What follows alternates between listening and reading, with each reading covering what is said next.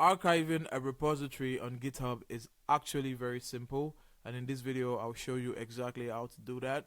If you find this video helpful, please don't forget to like and subscribe. Now the first thing I'd like you to do is navigate to the dashboard of your GitHub account.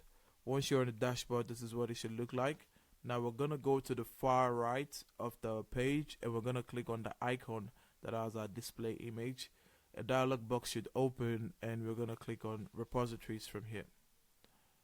Now we're going to see a list of the repositories that we have under our account, and what we're going to do is we're going to click into the repository that we want to archive, and once we do that, we're going to go to this top navigation bar here. There's a settings close to insights. We're going to click on that settings, and once we click on it, under the general tab, we're going to scroll down all the way down until we see archive this repository, and it's usually under the danger zone. Now to fully archive the repository, we're going to click on this button here, and it's going to ask us to type in the name of the repository to confirm that we want to archive it. And what I usually do is I usually copy and paste, and then I click on I understand the consequences.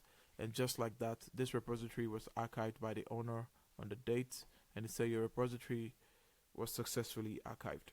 And that's how you archive a repository on GitHub.